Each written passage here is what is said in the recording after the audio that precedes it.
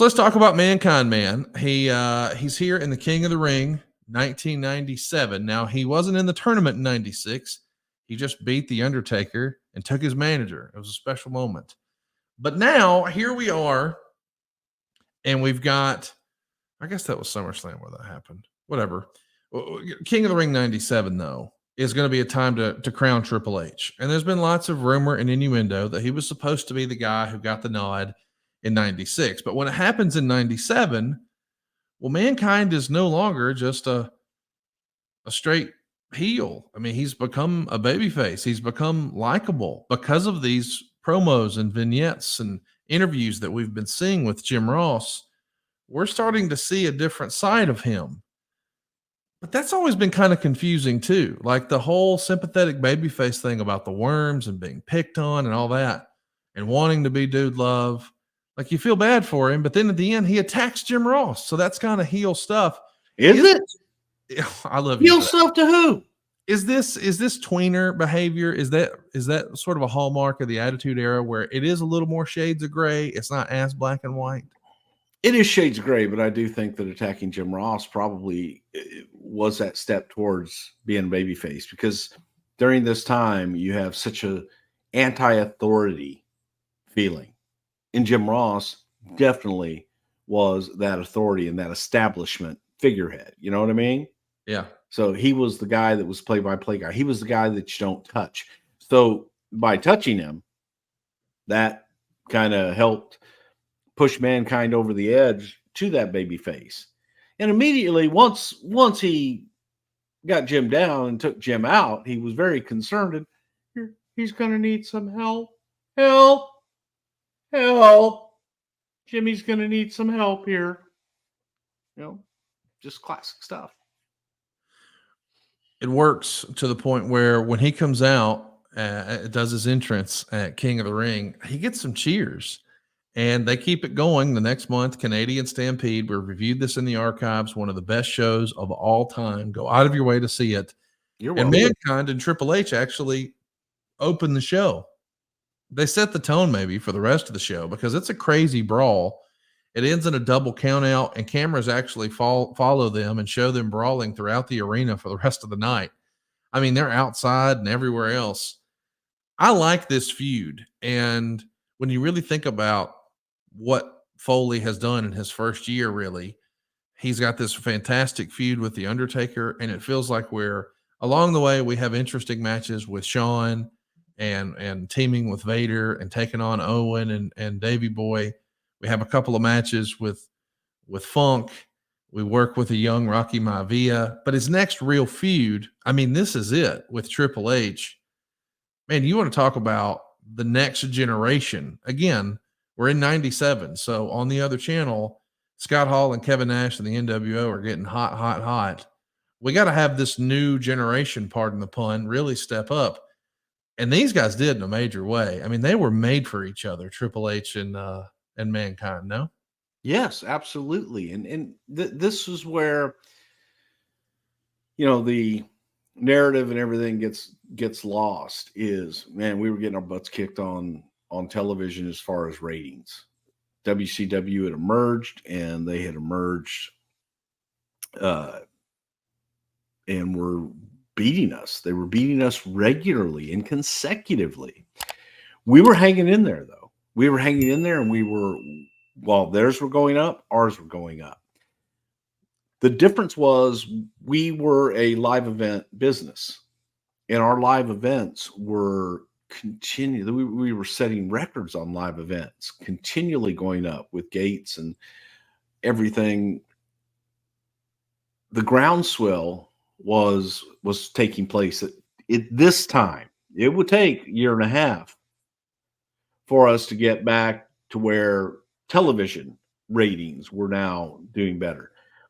But the live events, man, they were already starting to take off, and you saw that progression every week, every market. It wasn't, oh, hey, we did a good house here. No, it was consistent and it was steady. And WCW touted their television events, and deservedly so. The fact of the matter is that when they tried to run live events, when they advertised the NWO, first time in, they would do good. But then half the card wouldn't show up. And people learned this and just got disgusted with it and had no faith in WCW going forward. But it was guys like Mick Foley and it was guys like Triple H, and that issue, that program all the way through, that was something people could dig their teeth into, and they were paying to go see that in live events.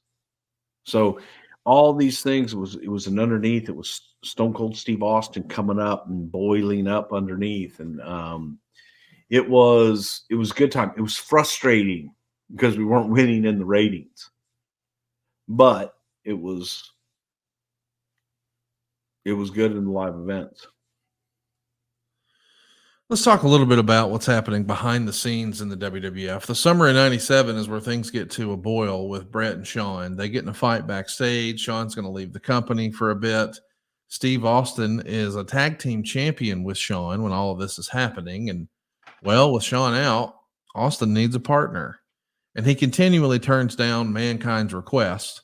But while he's defending the tag titles against Owen and Davey Boy, we look at the Jumbotron or the Titantron, and we see Dude Love make his debut.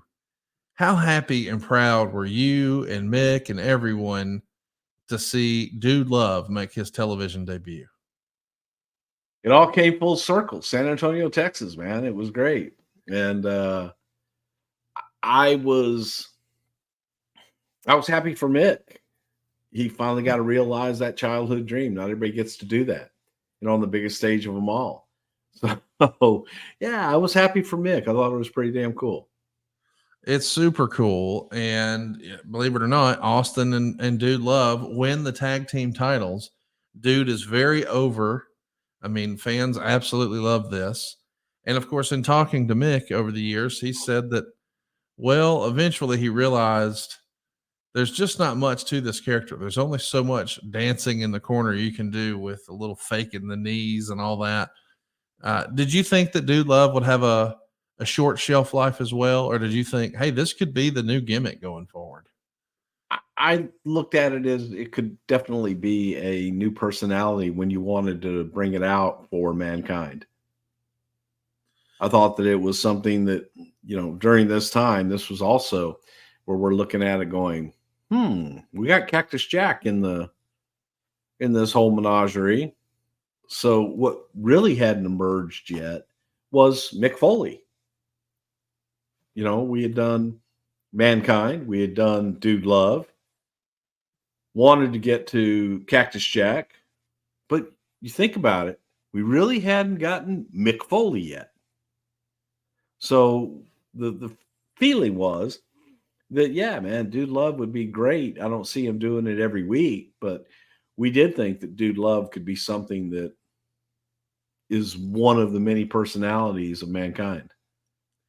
So we know SummerSlam 97 is going to be a major moment for Mick. He's going to be wrestling Triple H, Hunter Hearst Helmsley. They're going to open the show in one of the last big blue steel cage matches. I know that we would see this cage return, but I think in subsequent times it might be black. But the big blue cage here, Mankind climbing the cage, tearing open his top to show that heart tattoo of Dude Love on his chest, jumping down on Hunter with his own version, I guess, of a Superfly splash that we had heard so much about in these interviews with JR. It's a big win for Mick, but maybe the bigger news is later in this same show is when Austin's hit with a tombstone by Owen Hart, he winds up injured, and that means the tag titles are going to have to be vacated. Talk to me a little bit about what it meant to you, you think, to Mick and this character to have him have his own Superfly moment. But then, how disappointing is it that we don't get to really pay off whatever the plan was going to be with this Austin Dude Love tag team title run? Well, for Mick used to go with his friends and hitchhike to Madison Square Garden to see the monthly live events in Madison Square Garden, and Mick was there the night that Jimmy Snuka did the famous dive off the top of the cage onto Don Morocco. And that was a big deal to Mick, man. That was one of those moments where it's like, God, yes, that's what I want to do, man. That's what I want to do. And for Mick to be able to recreate it in his own version and in his own homage to lovely brother Jimmy Snuka, then yeah, it was pretty cool. I think for Mick, man, that was one of those moments that he will never ever forget. We were worried, can you do it? Mick's knees and hips and everything else were not in the same kind of shape that Superfly's were. But Mick did it, and I think that it was incredible, and it was one of those moments that people will never forget. And I dare say it's got to be in the top 5 greatest moments in Mick Foley's career.